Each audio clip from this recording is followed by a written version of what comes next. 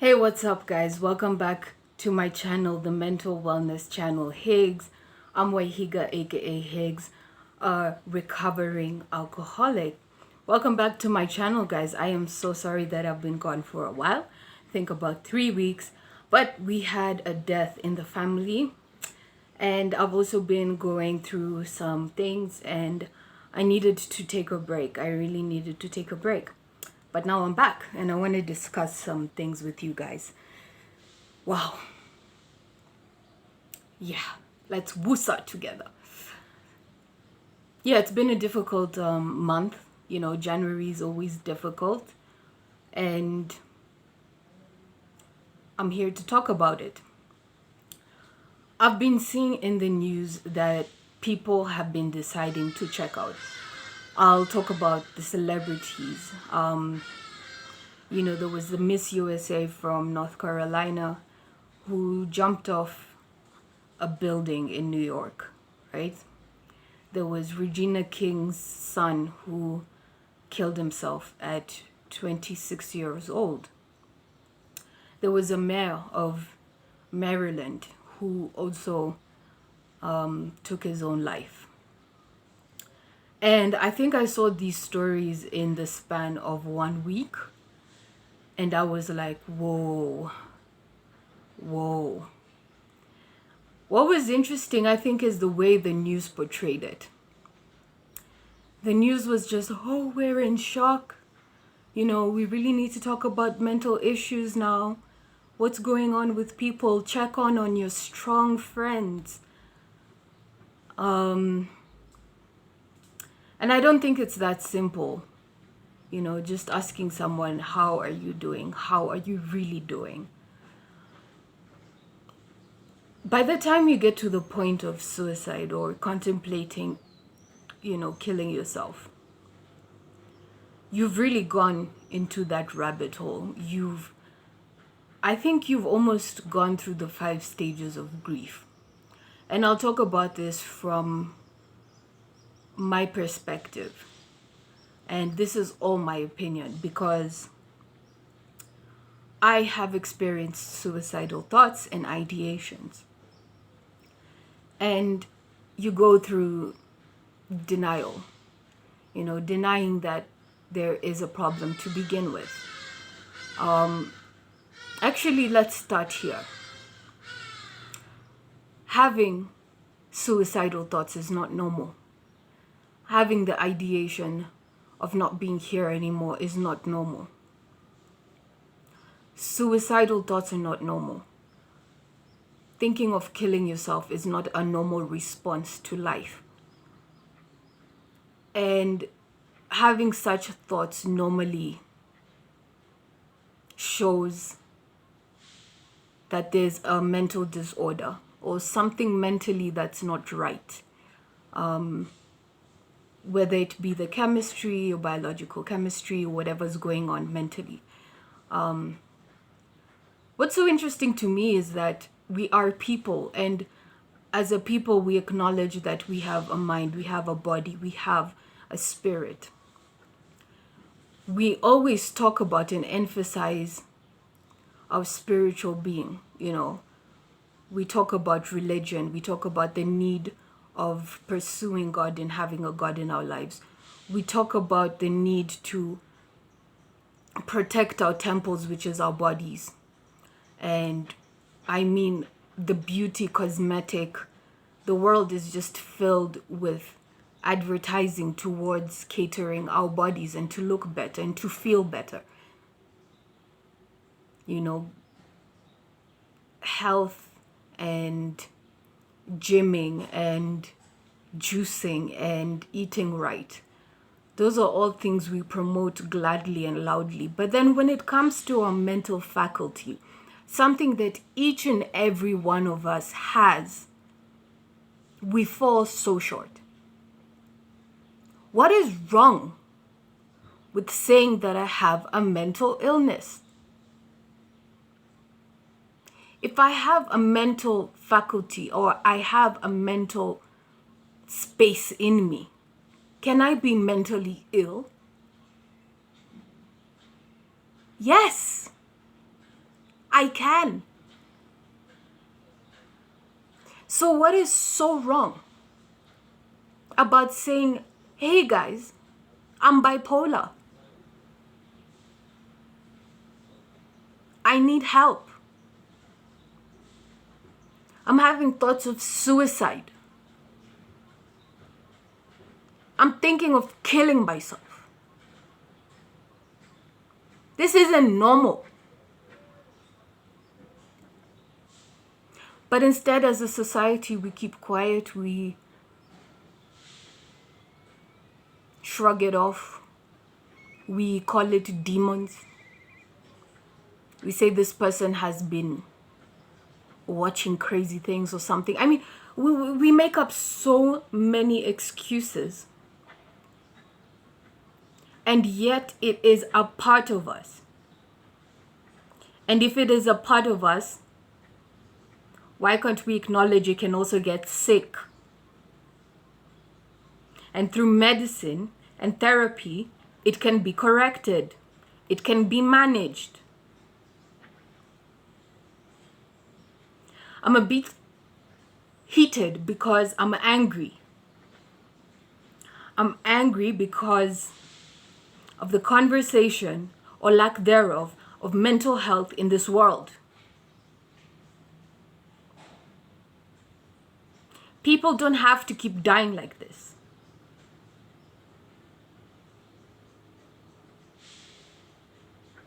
They don't.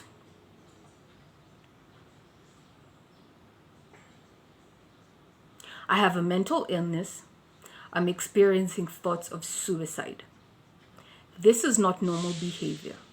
Please, can you help me?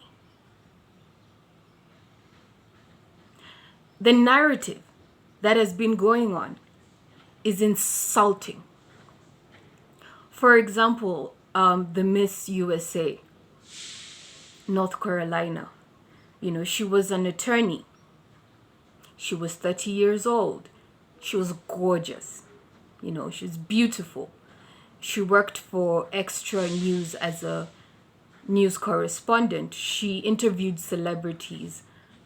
She had a master's degree. This is what people are focusing on. I mean, she had all these things. She had all these things. And yet, she threw herself from the 9th floor of a building.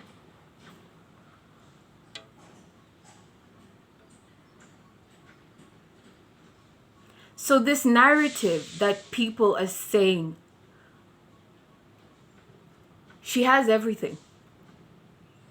Why would she do that? If I had her problems, I wouldn't do that. Or Regina King's son. If I was born into a family in Hollywood, if I had the kind of access and resources to that kind of money, I would never have done that. Mental illness does not discriminate.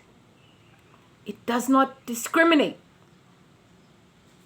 Wealthy, poor, black, white, brown, black, white, whoever. Male, female, young or old. Mental illness does not discriminate. We need to stop looking for excuses and looking at the exterior of somebody's life and saying, if I had her life, I would never have done that. For instance, maybe you're looking at my life and thinking, wow, Wahiga has it all. Wahiga does not have it all. Right now, I am going through it mentally, right? I am going through it. Let me be real with you. What I'm experiencing right now is a sense of being lost in the world. I'm about to turn 30. I'm not self-sufficient in the sense that I am not financially independent. I am unemployed. I worked so hard to get my degree in school. It took me 9 years, and I'm so very thankful that I finally did manage to get my degree. And I am trying every avenue to try to get a job. But nothing is working out. Nothing is working out. The years are coming, the years are going. The years are coming, the years are going. And when I think back to that 15-year-old girl that I was, with all those dreams and ambitions, that by the age of 27, I will have that Oscar, I will be in Hollywood, I will be doing ABCD. I will be the one buying my parents things. I will be the one that's bought my parents a house in Santa Monica or something.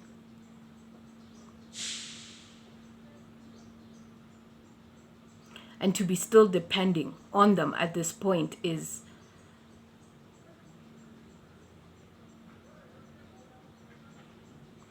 it's heartbreaking.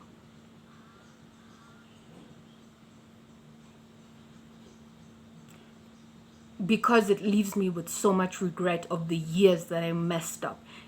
Every day I'm unemployed. I regret the years that I messed up.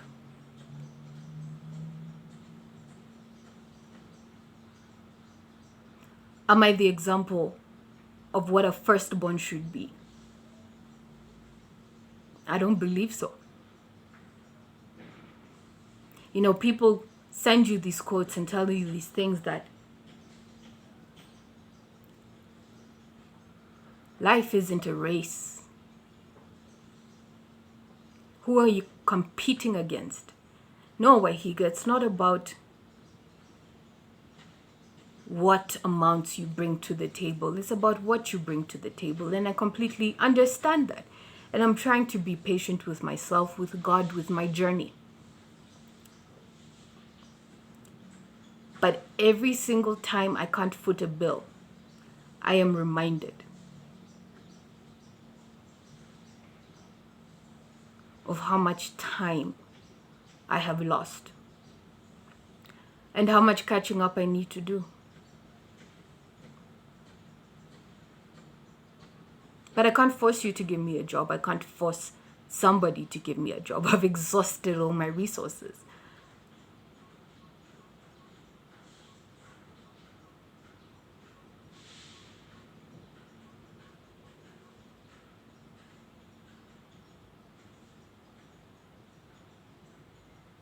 But on the flip side, I have so many things to be grateful for. I am sober today by the grace of God.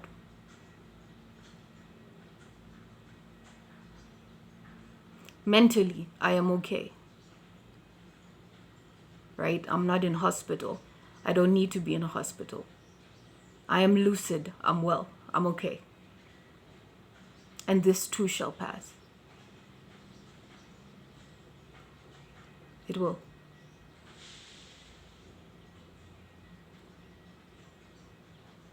I have a house, a place to stay in. I have food to eat. I have lights on.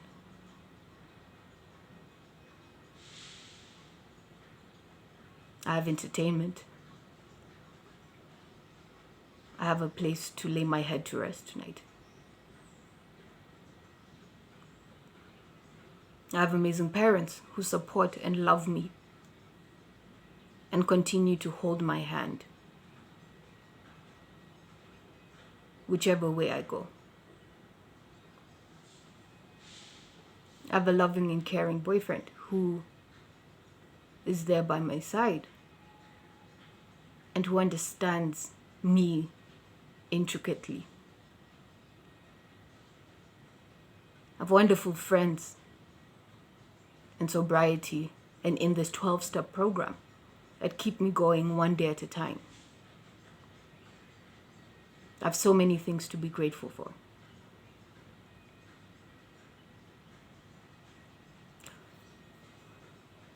So if you look at me and you think, wow, she has it going on, I've told you. Things that are not happening for me and things that are happening for me. So let's stop this narrative of looking at someone and assuming because they have money, because they're beautiful, because they live in wherever affluent place that may be, because they have the highest paying job in the world, that these people are well. By the time you reach the point of taking your own life, I believe you have gone through 5 stages of grief. You have gone through the denial. Denial of there is a problem. There's a problem happening here. Denying that you're depressed. Denying that there is a problem. Denying that killing yourself is an option.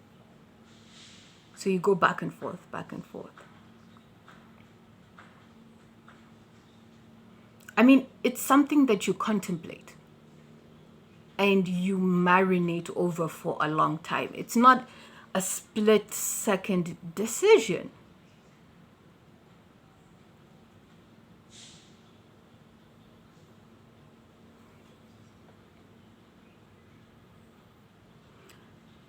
And so what I wish to just get through in this video is that judging someone by their exteriors, or rather judging someone's internal environment by how they seem externally, is gravely wrong. Because it's not the truth. Just because someone seems like they're doing well only means they're hiding things well.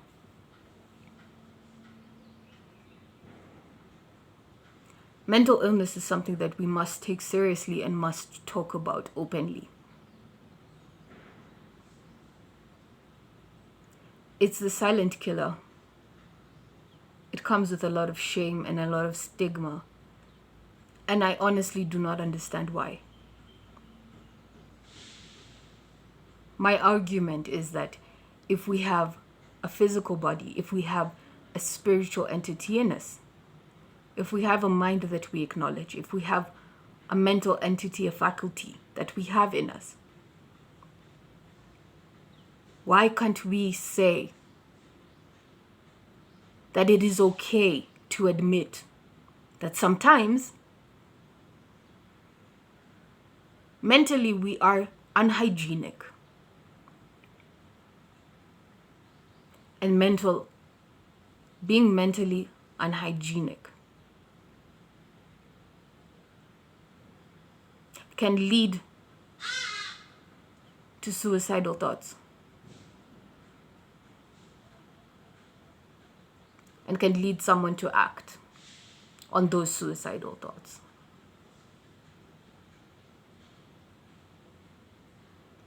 But if we can be open, have open discussions and say, this is what I'm feeling and this is what I've been thinking about, we can get help. If we're more compassionate with each other, empathetic towards one another, if we listen to each other more, if we see each other more, we'll realize that everybody has problems. Everybody in this world has problems.